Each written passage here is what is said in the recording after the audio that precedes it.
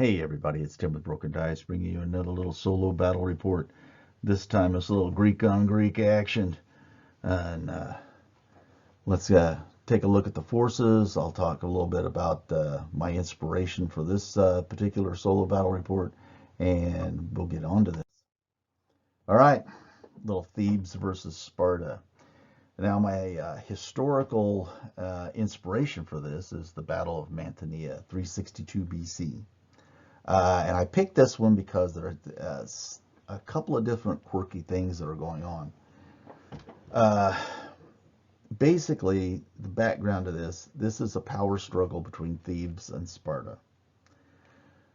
The winner of this will basically have the seat at the head of the table. And they don't run all of Greece, but they have the power right now.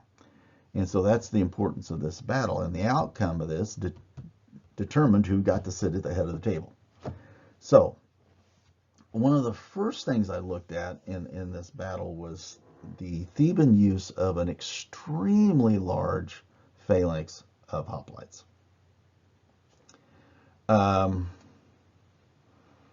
That was the first sort of, and it stands out obviously when you read about the battle that was their tactic. But in the game itself, so I've made my Theban hoplites a large unit, and as I'm doing this video right now, I'm still trying to decide whether I want to give them anything else besides being a large unit. The Spartan hoplites, obviously, they are both elite. And let's see if I remember right.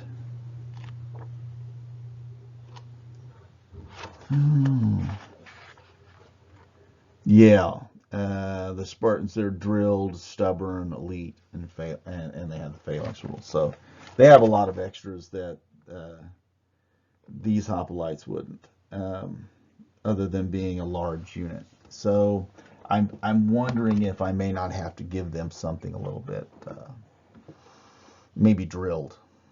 Maybe not make them elite, but just give them drilled. Because I would imagine that if you put 50 guys in a big hoplite phalanx, they should be fairly well drilled to uh, pull that off.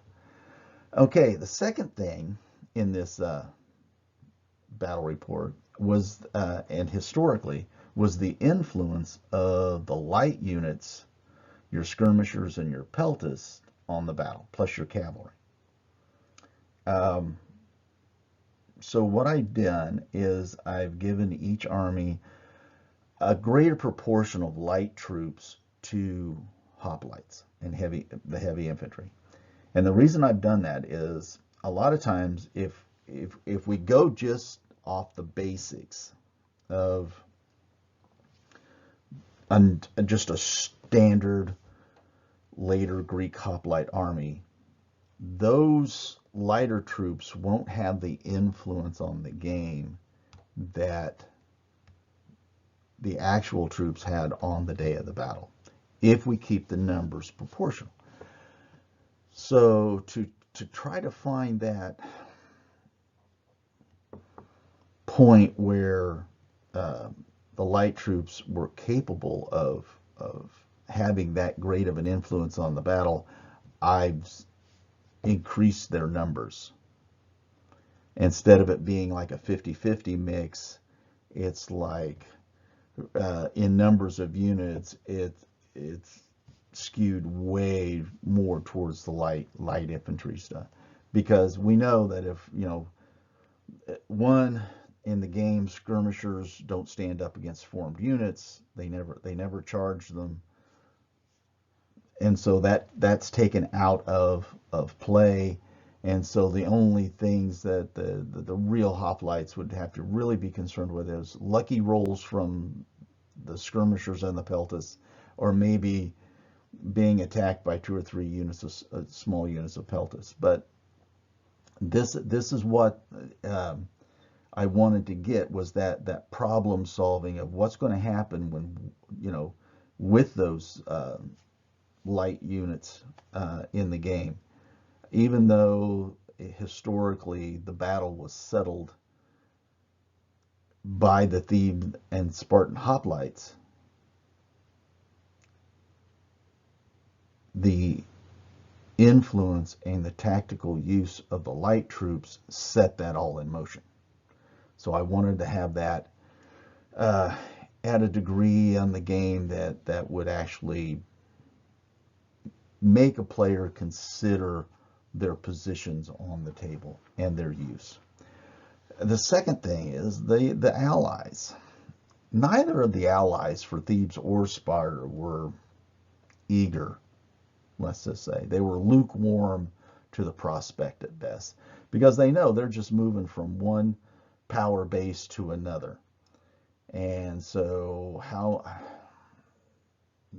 why fight that hard between one group that's just going to make you fight more battles as opposed to the other group? They're, the only ones that really benefit are your leadership, because they get more for this side or for that side. That's the way it's always been, and that's the way it'll always be. People down at the bottom, they're the ones that's going to pay the price for it. Historically, the Theban allies were outnumbered by the Spartan allies. And so they, just from sheer numbers, were not that eager. And the Spartan allies, well, they were never that happy with Sparta to begin with, so they're not eager to get involved and take losses. So let's look at some of the special rules that I've put in to try to help guide this game a little bit. Again, I must make this point. I'm not looking for an actual historical refight. I want the setup to be historical, and I want some of the critical points to lead me in a direction, but I don't want it to define the destination that we finally reach. I don't want it to define the outcome of the game, in other words. Okay. Special rules. So to help me get to that point, to recreate historical actions, the skirmishers, whenever a skirmish unit becomes shaken, that unit will automatically move to the rear. Because historically they didn't stay there till the last guy. They did their thing and then they got out of the way.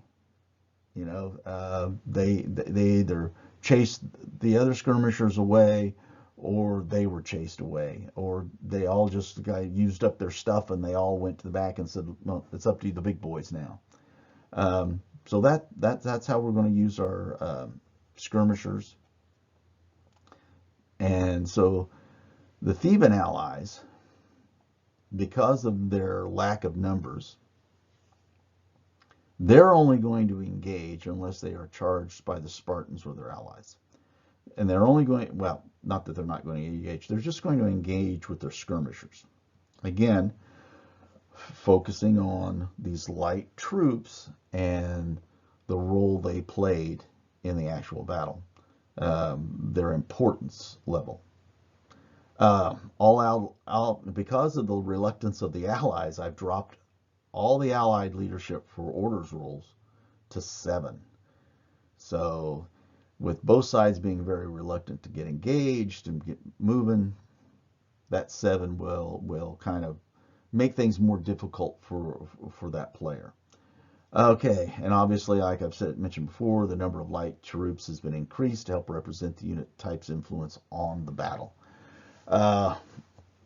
This is all well and good, and I might find out that this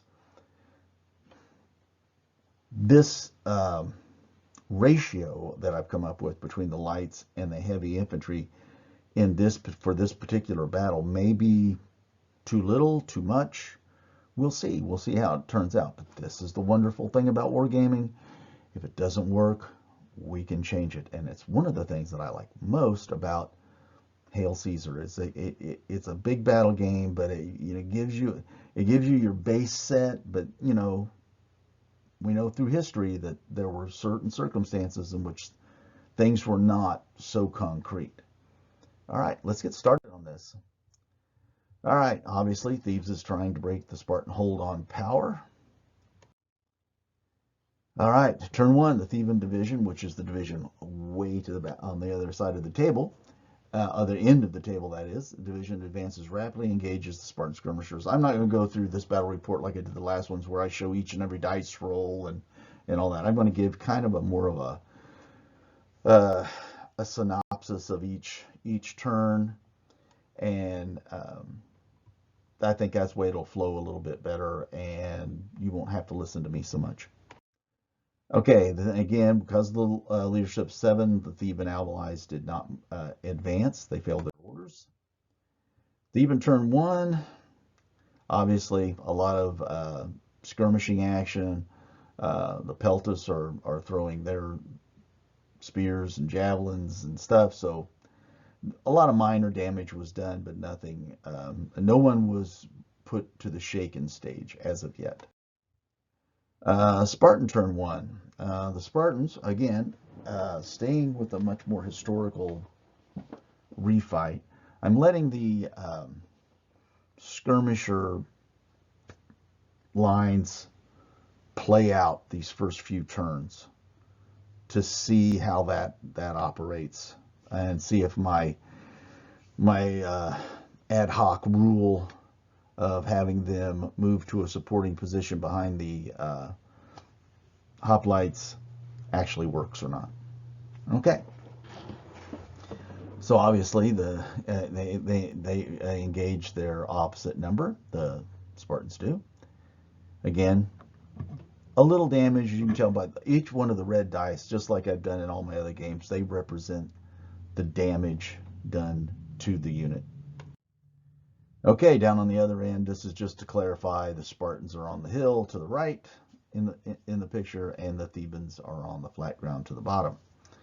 Now, I know that historically behind the Spartans there was a mass of woods and stuff, and it was between two greater hills and stuff that they were fighting. It was kind of like a pass, because, you know, in that sort of terrain, there's the same terrain is fought over many, many, many times. So there were many battles at Mantinea over Greek history. Okay, that brings us to the end of turn 1. I just wanted to give you another little look here, the way things stand. You can see the units that have taken damage by the red dice that are placed next to them. That those indicate how much damage they've taken. The Spartan hoplites are on the hill. The Theban hoplites are down on the lower ground. And again, just to add a little bit more, basically, options, chaos, a little of that fog of war, instead of lining up the hoplites dead on, facing each other, they're a little bit skewed. I skewed them over to where maneuver becomes another issue within the solo game.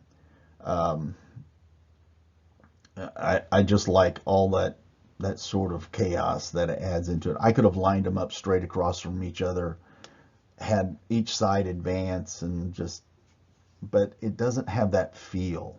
So I want to work through the skirmisher thing first. Then we'll see how the hoplite warfare turns out. All right. And Theban turn 2. Actually, the Allies passed an orders test, and they actually advanced. I don't know how often that's going to happen, but maybe they're just trying to bluff the other side. Spartan turn 2. Obviously, they remain on the high ground. We're letting this the skirmisher lines play out. Again, the damage was done, but nothing significant. No one has reached. No unit has reached the shaken stage. And the Spartan allies failed to advance, and they remained upon the high ground. That brings us to the end of turn 2. Again, this is going to be very quick, like synopsis driven. I'm not going to show every dice roll. I'm not going to get into that sort of minutia. Let's keep this light and brisk, and I hope you guys enjoy it. If you do, leave a comment. If you're seeing it for the first time, this is kind of how I do things. Please subscribe, leave a comment. Let me know what you think. Hey, let me know how you guys do your solo war games, or what sort of kind of methodology you like to use. What's your theory basically of wargaming, and what you look for? All right. Other than that, that brings us to the end of this. Turn 3 and 4 will probably be coming up pretty soon. You everybody have a safe and wonderful week, and I will see you next time.